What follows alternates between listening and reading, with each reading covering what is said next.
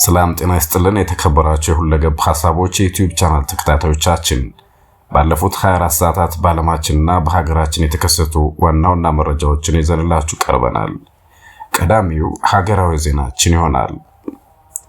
በኢትዮጵያና በአጎራባች ሀገራት መካከል ያለውን ትብብር ለማጠናከር ያለመውና ለሁለት ቀናት በኢትዮጵያ የሚቆየው የጅቡቲ ፕሬዝዳንት ኢስማኤል ኡመር ጌሌ የሥራ ጉብኝት ዛሬ ተጀምሯል። ፕሬዝዳንቱ አዲስ አበባ ቦሌ ዓለም አቀፍ አውሮፕላን ማረፊያ ሲደርሱ በከፍተኛ የመንግስት የሥራ ኃላፊዎች አቀባበል ተደርጎላቸዋል። በቆይታቸው በሁለቱ ሀገራት የሁለትዮሽ ግንኙነት ወደብ አጠቃቀምና በቀጠናዊ የጸጥታ ጉዳዮች ላይ ሰፊ ምክክር እንደሚያደርጉ ይጠበቃል።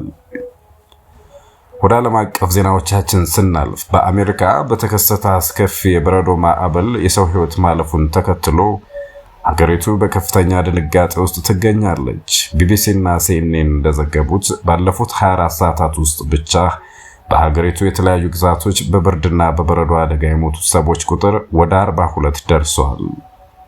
በተለይም በሰሜን ምዕራብ አሜሪካ እስከ 20 ኢንች የሚደርስ በረዶ በመከመሩ የትራንስፖርት አገልግሎቱን ሙሉ በሙሉ ያጓተተ ሲሆን በሚሊዮን የሚቆጠሩ ዜጎችም ያለ መብራት ኃይል በጨለማና በብርድ ውስጥ እንዲሰነብቱ ተገደዋል።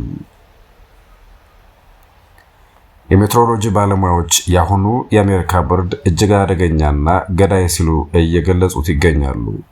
በሌላ በኩል የዓለም የሳይንስ ሊቃውንት የሰው ልጅ ህልውና ስጋት አሳሳቢ ደረጃ ላይ መድረሱን የሚያመላክተውን የጥፋት ሰዓት ወይም ዱምስዴይ ክሎክን ይፋ አድርገዋል።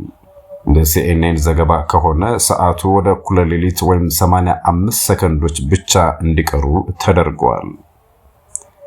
ይህ ውሳኔ የተላለፈው በሩሲያና ዩክሬን ጦርነት ሳቢያ የኒውክሌር ስጋት በመጨመሩና የዓለም የአየር ንብረት ለውጥ ከቁጥጥር እየወጣ በመምጣቱ መሆኑ ተመላክቷል።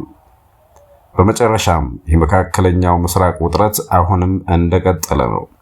ፕሬዝዳንት ዶናልድ ትራምፕ ኢራን አዲስና ጥብቅ የኒውክሌር ስምምነት ካልፈረመች ወታደራዊ እርምጃ ሊወሰድ እንደሚችል በድጋሚ ማስጠንቀቃቸው ቀጠናውን የጦርነት ስጋት ውስጥ ጥሎታል ተብሏል።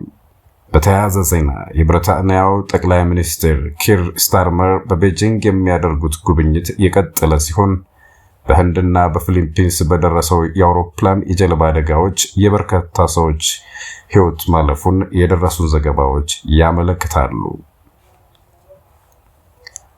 ስለተከታተላችሁን እናመሰግናለን። ለተጨማሪ መረጃዎች ቻናላችንን ሰብስክራይብ በማድረግ ቤተሰብ ይሁኑ። ለሰዓቱ የነበሩን መረጃዎች እነዚህ ናቸው። በሌላ ዜና እስከምንገናኝ ሰላም ሁኑ።